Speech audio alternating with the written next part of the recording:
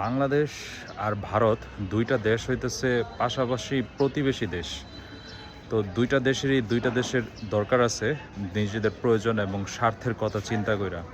তো দুইটা দেশের পররাষ্ট্র নীতি এবং দুইটা দেশের মধ্যে চুক্তিটা এরকম হওয়া উচিত যে যেখানে দুইটা দেশের স্বার্থ থাকবো।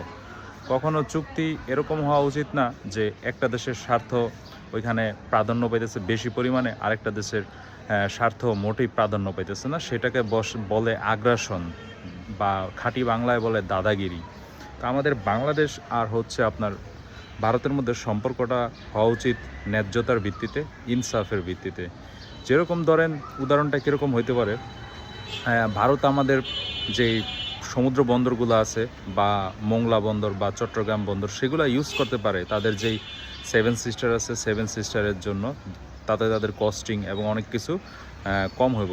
তো তারা যতটুকু পরিমাণে ব্যবহার করব, সেম ততটুকু পরিমাণে আমাদেরকে আমাদের প্রোডাক্ট নেপাল অথবা ভুটানে রপ্তানি করার জন্য ততটুকুর অনুমতি দেওয়া উচিত। তাহলে এটা গেল কি আপনার বাণিজ্যের ক্ষেত্রে এরকম।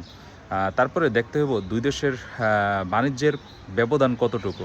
শুধু কি আমরাই কি আমদানি করবো, মানে আমরা কি কিছু ভারতে রপ্তানি করবো না? আমাদের যেই সব প্রোডাক্টগুলা মানে বিশ্বমানের আছে সেই সব প্রোডাক্টগুলোও তো আমাদের রপ্তানি করতে হবে। আবার ভারতের যেসব প্রোডাক্ট আছে আমাদের যেগুলো দরকার সেগুলো আমরা আমদানি করবো।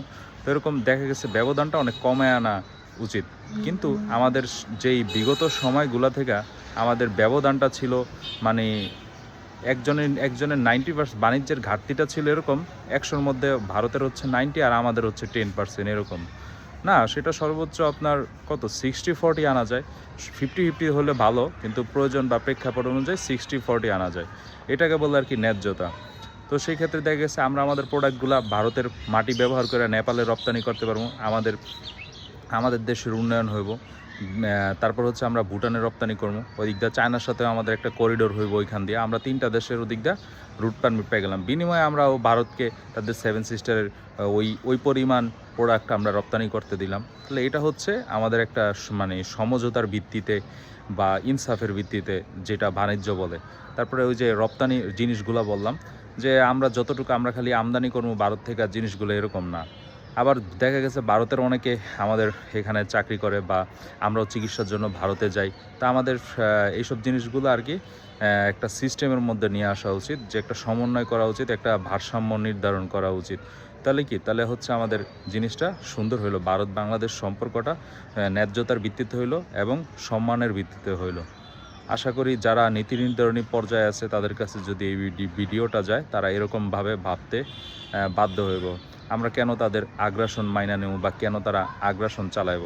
তো এইসব জিনিসগুলোর উপরে আমাদের কর্তৃপক্ষের নজর দেওয়া উচিত, আমাদের দেশকে ভালোবাসা অন্তত পক্ষে। তাহলে আমরা ন্যায্যতার ভিত্তিতে একটা দেশ পাইলাম। ধন্যবাদ বন্ধুরা।